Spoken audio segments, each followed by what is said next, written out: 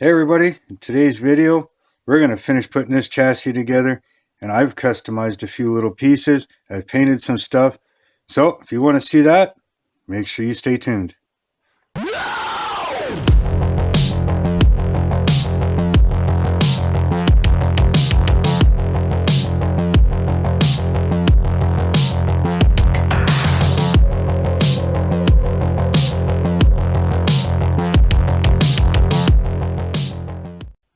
Hey everybody, welcome back to the bench.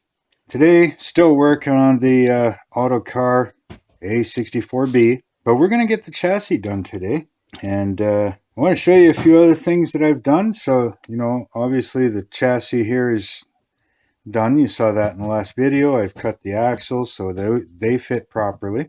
I've gone ahead and did a black primer on the engine, and then I've also done a rust color. Okay, so what I want to do is seal this with a little bit of hairspray, and then I can use that as a chipping fluid, right? And then I can spray its normal color on both of them. So this here will be tan, and this here, some engines were painted with the trannies, some the transmissions are different. I figured this one here, being as old as it is, tranny's probably been replaced a couple times. So yeah, I'm going to paint that in a different color. Now also I've sprayed the rims, doing the same way.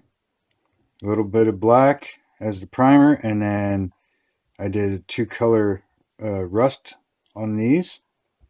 All right, and that'll get chipping fluid.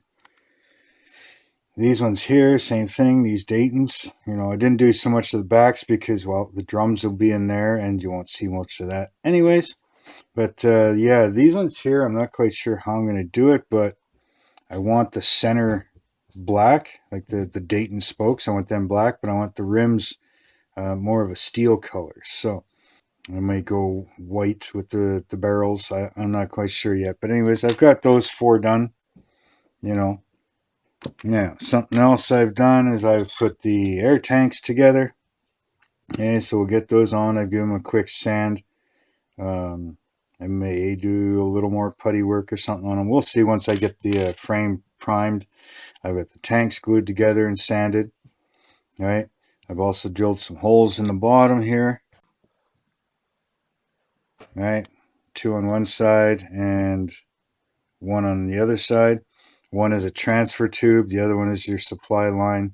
I'll probably do something on the top as far as a fuel sending unit. All right. So we got those. Now with these boxes, all right. This here is the top. I'll zoom in again for you. This here is the top, right? Okay, I can see that. Come on, focus in. So this is the top. It's got the latch and stuff on it. Okay. And this here's the bottom half, right? But what I did is, because these here are supposed to just glue on top, but I wanted them to be openable so that I may display the battery in one the way it's supposed to be, things like that. But how do you get these to stay on when they're on an angle and they just keep wanting to slide off? So what I did first is I put them on, right, like so, put them together. Okay, what I did is I put a piece on the back glued to the lid part. Now you're not going to see it because it'll be up against the frame, so it doesn't have to be perfect.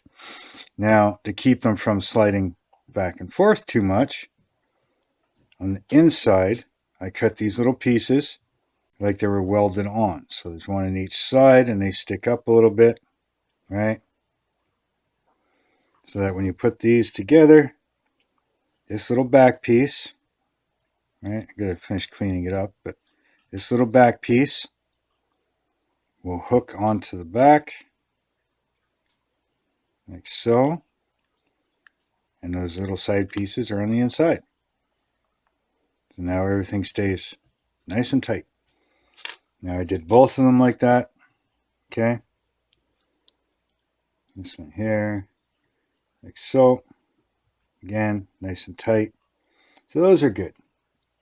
This is the inside radiator fan shroud. Now, this is the way the radiator is supposed to look, right?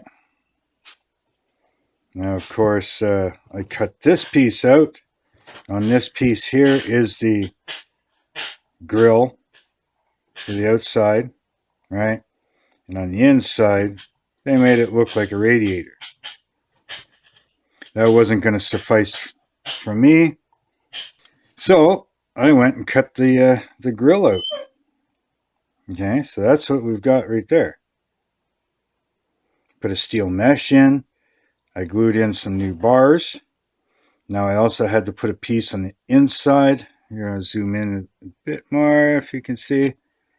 So as you can see, I put a piece on the inside all the way around.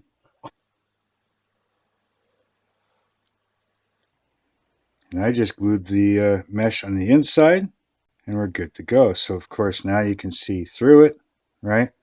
But since I got rid of the radiator portion, I obviously needed a radiator. So I made one. Okay. So I made the radiator hose spout. This here is just a channel that I made out of 4mm by 4mm square stock. I just took my rotary tool and cut a groove into it. The side ones, I just used some flat mill, or I used some strips, 4mm wide, about 1mm thick. The middle one is, I think, a 3mm, something like that. It's close anyways. It worked out. Gave it a bit of a sanding once I glued it together. So now, when I take my grill, my radiator fits right inside, right? Then I take my radiator shroud. And that fits right on there, just like that. And that's the way it's supposed to sit. That's the way it sat before. So now you can still barely see through it, but that'll look good sitting on those fenders. Now, I'm pretty sure that's a pretty good improvement. Now, on these steps here are supposed to, let's see, how does that go?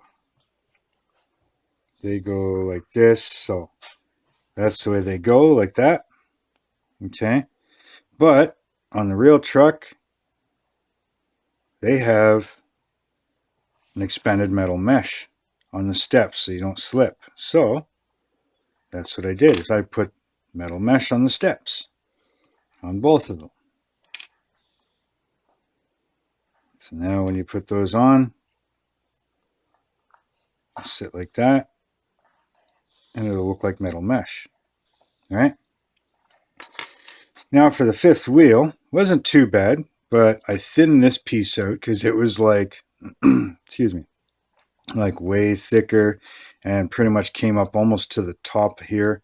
So I cut that all out and made it look a little better, more like the actual fifth wheel. I also put the pin release on here, and I just glued it underneath because, well, you'll never see it. And of course, I drilled through the side of the fifth wheel just like they are. Now for the fifth wheel slide, this truck technically doesn't even have one. They're supposed to be bolted directly to the frame and they don't move. But this is what was given to me. So as you can see here, it's got the teeth on it, you know, for the lock-in and everything else. That's what it slides on. But since it had that, I wanted it to have a little more detail. So I made my slide locks, my lever, the air cylinder, and a helper return spring, or whichever you want to call it. Now I do have an air line that I will glue on later, but I drilled a hole into the ram, so that'll sit there like that once it's on the frame. So this will sit on here like so, right? And then the fifth wheel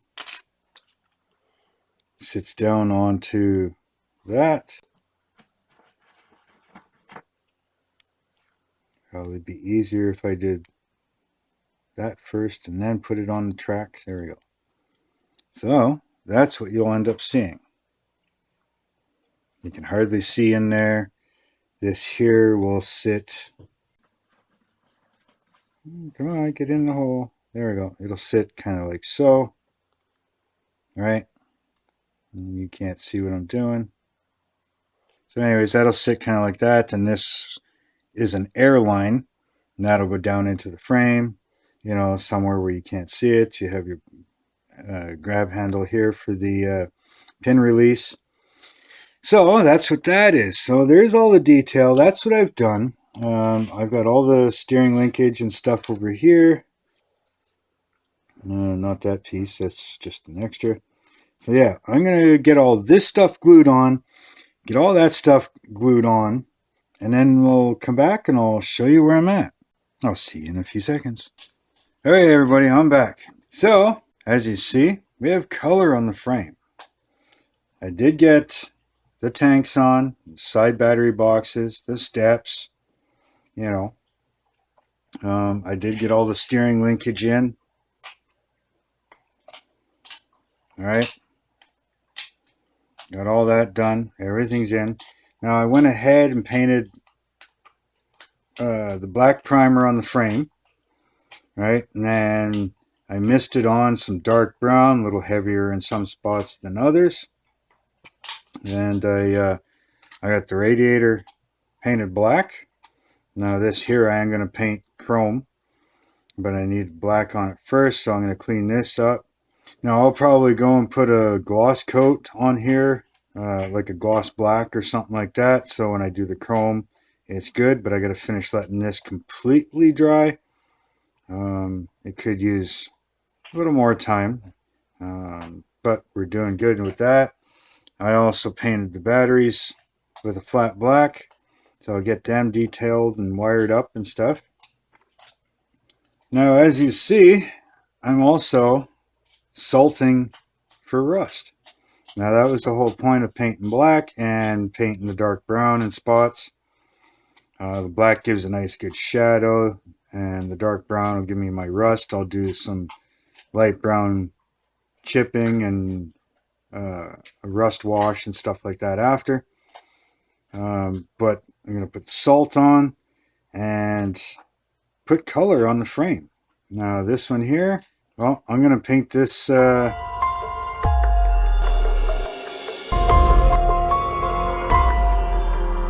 and it'll look pretty good with that color on it. And so yeah, you're going to have to wait until the next episode to see that. So I got to finish salting the other side. I'll do that in a little while. Now I've also got the rims all salted. These ones here, they're going to get probably white on that. Now I don't know if I'll paint the center black or not. Probably not, just because, well, rust streaks and grease streaks and stuff like that will show up a lot better. And the brake drums are going to stay as a kind of a blackish rusty color as well. So being that the rim is white, you'll see that real nice through the back side of the rim. I've also started salting some of the engine just for chipping and stuff like that, right? And then once I get this side done, and maybe a bit of the top, but mainly just on the block, the oil pan, transmission, things like that. This piece here is aluminum on some trucks, it's steel on others. I'll have to double check. And yeah, we'll get the rest of that, and I'll get some color on that. And what I'm looking at is that the truck is well maintained, maybe even repainted a few times, right? So it's not overly chipped and it's not overly rusted, but it's wear and tear. So yeah, it's going to be exciting to see that color on there. And once we get the color on and that's dry, we can wash off the salt and start doing some oil streaks and rust streaks, and we'll get some hosing and stuff in there for the airlines, the fuel lines, things like that. I've also got the interior tub out and starting to put some of that together, so you'll see that in the next video. So with all that being said, and everything getting ready for color. If you like this video, hey, hit that thumbs up for me. Don't forget to subscribe. Also, give me a follow on my Instagram and my Facebook group. Links for them are in the description. I also have a PayPal me down there if you decide that you want to try and help out the channel at all. I'll put your name in the end credits. So just remember, just do it your way. Until next time, later.